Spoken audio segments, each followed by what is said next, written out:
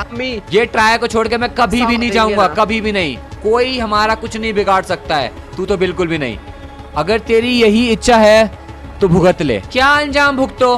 तुझे पता है ना अभी तू यहाँ पर कहाँ खड़ा है? स्मार्टी, एसजीओ, ड्रीम आसपास ही खड़े तेरे साथ अभी कुछ भी यहाँ पर गड़बड़ हो सकती है। तू अभी यहाँ What the heck man? मेरे दोनों दोस्त भी चले गए और किमोची भी चली गई। This is the saddest ending bro। ये क्या हो गया मेरे साथ?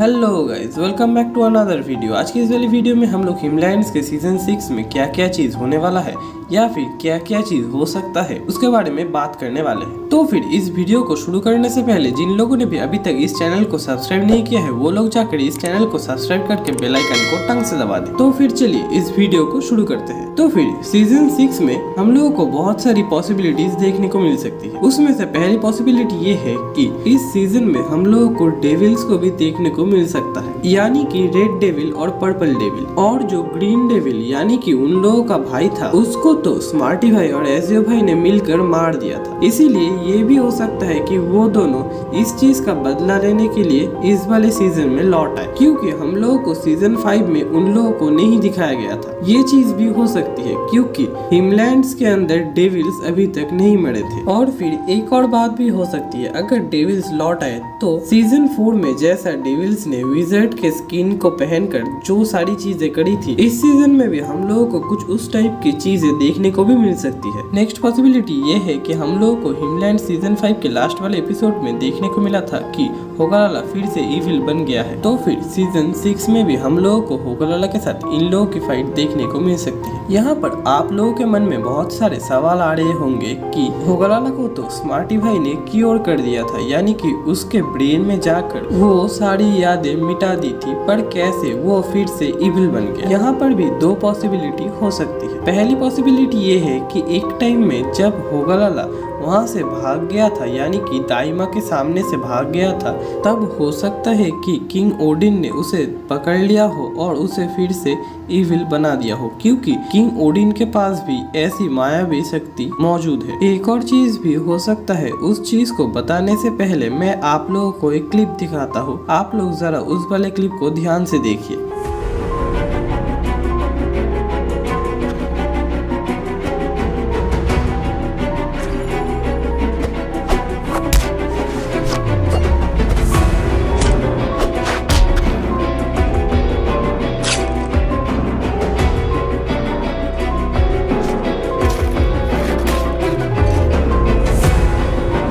यहाँ पर आप लोग देख ही सकते हो कि जब किलविश होगालाला से फाइट कर रहा था तब किलविश ने एक जेम को अपने अंदर समा लिया था, जो कि उसकी थर्ड आई के रूप में बाहर आ रहा था। ये भी हो सकता है कि किलविश अपनी आत्मा को यानी कि अपने सोल को होगालाला के अंदर ट्रांसफर कर दिया हो और होगालाला के सोल को अपने अंदर ट्रांसफर कर लिया हो। इस तरीके से किलविश नहीं मरेगा और होगालाला मर जाएगा। ये चीज भी हो सकता है। और अगर पहली पॉसिबिलिटी हुई, यानी कि किंग ओडिन ने होगालाला को ऐसा इविल बनाया है, तो भी वो लोग होगालाला को ठीक कर सकते हैं। और फिर आप लोगों ने देखा ही होगा कि किलविश को मारने के बाद होगालाला वहां से भाग गया था। वो चाहता तो वहीं पर रुककर अपने इविल फॉर्म को दिखा सकता था। तो फिर इस चीज से हम लोगों को यही पता चलता है कि वो अच्छा हो गया है, फिर भी उसके दिमाग के अंदर कोई एक चीज जो उसको अभी भी इविल बना रही है। ये चीज भी हम लोगों को सीजन 6 में देखने को भी मिल सकता है। तो फिर अब चलिए बात करते हैं एक बहुत ही इम्पोर्टेंट टॉपिक के ऊपर। आप लोगों ने तो इस वाले वीडियो क्लिप में देखा ही होगा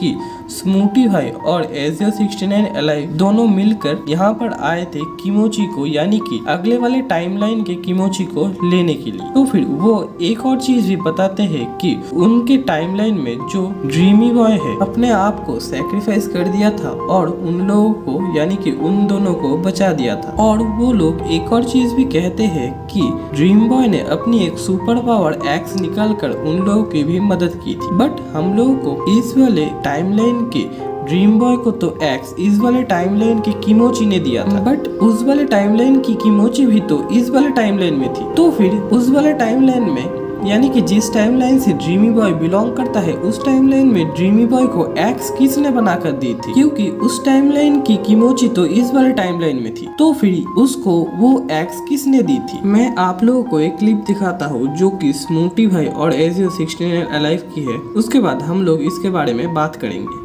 इट्स ओके। अरे भाई मैं कैसे मान जाऊं, क्या कह रहे हो भाई तुम लोग, किसी बिना वेट ये लिख रहे हैं वो मान गई है, वो रुकी है पोर्टल के उस पार, ड्रीम बॉय वो मान गई है। वेट एक सेकंड, उसको जाने दो, वो तैयार है। हमें क्या प्रॉब्लम है, तुम्हें क्या प्रॉब्लम है? यस एक सेकंड अब मेरे को ये बताओ, तुमने बताया कि ड्रीम बॉय को हमेशा के छोड़ के ले जाना पड़ेगा, लाइब्रेरियन को छोड़ के जाना पड़ेगा। हाँ वो मान गई इस बात के लिए। ड्रीम भाई उसको जाने दो, और वो तैयार है, उसको जाने दो। ड्रीम भाई उसको जाने दो। कैसे मान सकती है, उसने खुद बोला ये मान चुके हैं। किसने बोला होगा भाई? इट्स ओके ड्रीम भाई, बहुत टाइम वेस्ट हो गया भाई। अगर उसने ऐसा बोला है तो यार नहीं, लेट्स गो ब्रो, उसने बोल दिया ना ऐसा, ठीक है।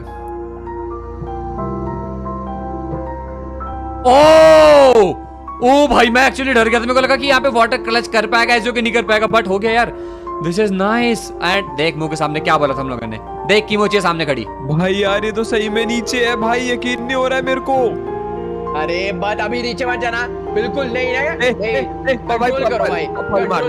मारो ऐसे मार दो। तो फिर इस वाले क्लिप से हम लोगों को एक चीज ही पता चलता है कि एजियो 69 अलाइव और स्मूटी भाई यहाँ पर सिर्फ किमोची को ही लेने के लिए आए थे। अगर मैं कहूँ कि ये दोनों यानी कि स्मूटी भाई और एजियो 69 अलाइव ये दोनों ही फेक है, तो आप लोग मेरी बात का विश्वास नहीं करोगे। तो फिर मैं आप लोगों को एक क्लिप दिखाता हूँ, आप लोग जरा उस वाले क्लिप को ध्यान से देखिए, इसके बाद हम लोग इसके बारे में बात करेंगे। पहुंच गए थे तो वहाँ पर हमारे पीछे कुछ गुंडे वगैरह पड़ते हैं, उस डेड हिमलैंड्स के कुछ लोकल एंटिटीज अजीब से जिनको किलविश ने वहाँ पर रखा हुआ था, उनसे बचते बचते गाइस लास्ट में हमारे पास विजर्ड का जो जुड़वा भाई आता है, वो हमें इन्फॉर्मेशन देता है कि इस जगह से बाहर निकलना इम्पॉसिबल है। एंड देन उसके बाद गाइस मैंने उससे इन्फॉर्मेशन निकाली कि क्या तूने किलविश को कभी इस वर्ल्ड के अंदर देखा है, तो उसने बोला कि मैं एक बार मैंने किलविश को यहाँ पर देखा था। मैंने उसका इस वाले क्लिप में आप लोग देख ही सकते हो कि इस डेड हिमलैंड्स में कोई भी आदमी या फिर एंटिटी यहाँ पर किलविश के परमिशन के बिना आ जा नहीं सकता, और फिर यहाँ पर विजर्ड का भाई भी 7 महीने से यहाँ पर कैद है। तो फिर वो तो बहुत ही इंटेलिजेंट पर्सन है, तो फिर अगर वो चाहता तो वो भी यहाँ से चुटकियों में निकल जा सकता था, बट वो भी यहाँ से नहीं निकल पाया था। तो फिर कैसे स्मूटी भाई और एजियो 69 अलाइव यहाँ पर आ गए और यहाँ से निकलने का भी रास्ता वो लोग दिखा गए,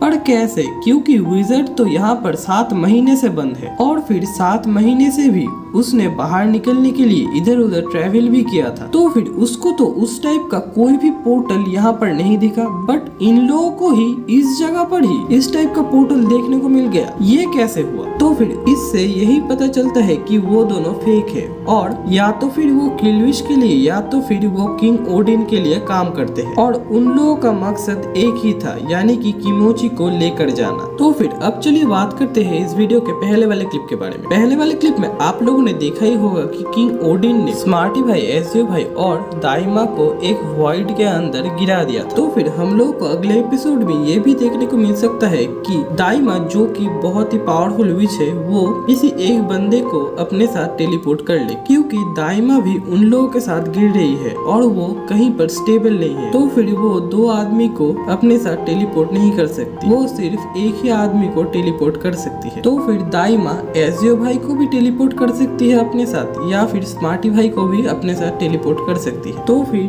दाइमा किस को टेलीपोर्ट करेगी, स्मार्टी भाई को या एजियो भाई को? या तो फिर वो किसी को भी अपने पास टेलीपोर्ट नहीं कर सकेगी। तो फिर क्या होगा? ये चीज तो हम लोगों को सीजन 6 के फर्स्ट एपिसोड में ही देखने को मिल सकती है। और अगर आप लोगों को आज की ये वाली वीडियो पसंद आई तो इस वीडियो को लाइक करके अपने दोस्तों के साथ शेयर जरूर करना। Thanks for watching.